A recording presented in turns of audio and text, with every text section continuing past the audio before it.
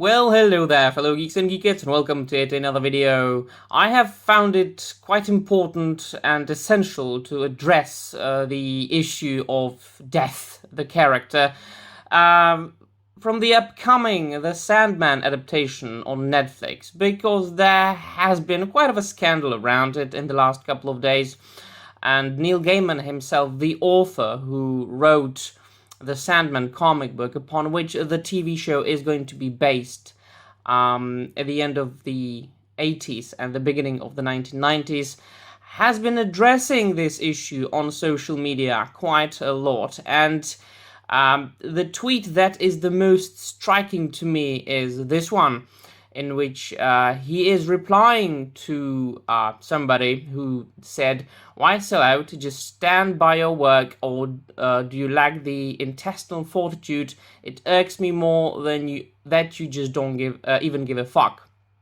And Neil Gaiman replies, "I give all the fucks about the work. I spent 30 years successfully battling bad movies of Sandman. I give zero fucks about people who don't understand, haven't read Sandman, whining about a non-binary desire or that death isn't wide enough.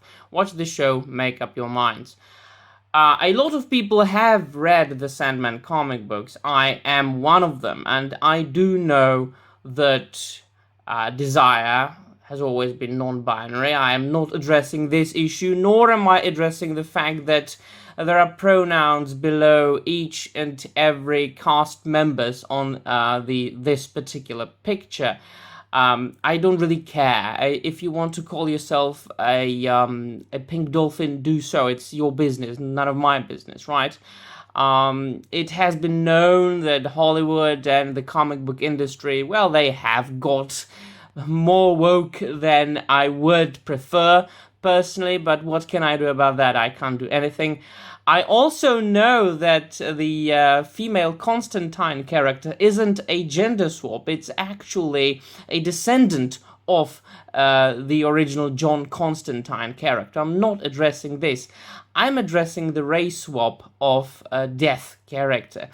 She is, of course, one of the Endless, and one of the features, main characteristic features of the Endless, but mainly of the Sandman, of Morpheus, right, is that they can change shape, right? They can appear to different people differently. It has been really the case, or it was really the case mainly of Morpheus, as I said. He appeared to each and every person, or even an animal, differently. He was a cat once. We know that. But, hey, listen. Death has become an iconic character of an iconic look. She has been carved into everybody's mind as a pale goth chick. She has been she was created at the time when there was a huge goth subculture in Britain and America, and it was very, very popular at the time. And if you look at this extract from Wikipedia, from Death's origin, it says, according to Gaiman himself, the initial visual design of Death was based on a friend of Dringenberg's named Cinnamon Hadley from the Sandman Companion. So it actually comes from a published work. Death is the only major character whose visuals didn't spring from me. That credit goes to Mike Dringenberg. In my original Sandman outline, I suggested Death look like rock star Nico in 1968, with the perfect cheekbones and perfect face she has on the cover of her Chelsea Girl album. But Mike Dringenberg had his own ideas, so he sent me a drawing based on a woman he knew named Cinnamon Hadley. The drawing that was later printed in Sandman 11, and I looked at it and had the immediate reaction of, wow, that's really cool. Later that day, Dave McKean and I went to dinner in Chelsea at the My Old Dutch Pancake House, and the waitress who served us was a kind of vision. She was American, had long black hair, was dressed entirely in black jeans, t-shirt, etc., and wore a big silver ankh on a silver necklace, and she looked exactly like Mike Dringenberg's drawing of death. So there you go. She was born, the character was born a certain way, and the character has been carved into people's minds a certain way. So opinions differ, and it is, of course, up to the higher-ups at Netflix and up to Neil Gaiman to choose whichever actress they want. But what I think is important is for Neil Gaiman to accept the fact that people can have different opinions and that people can be dissatisfied with something. They can't do anything about it. As far as this goes, in this context, I'm just a fan. I'm just a reader. I can't influence anything concerning the show or the comics. And I know it. But I think that I am entitled to my own opinion as well as everybody else in the world.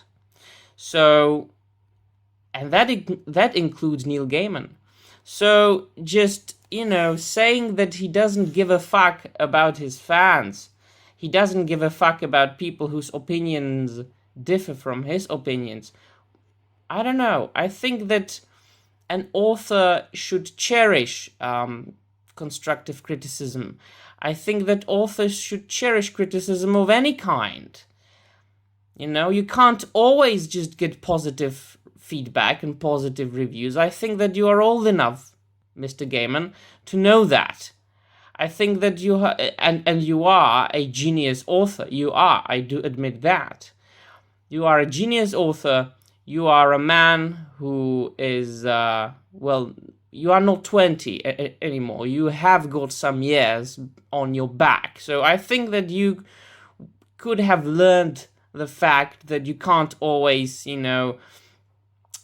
be patted on the back, that you are good, and we will 100% agree with each and every decision and choice you make and each and every opinion you have.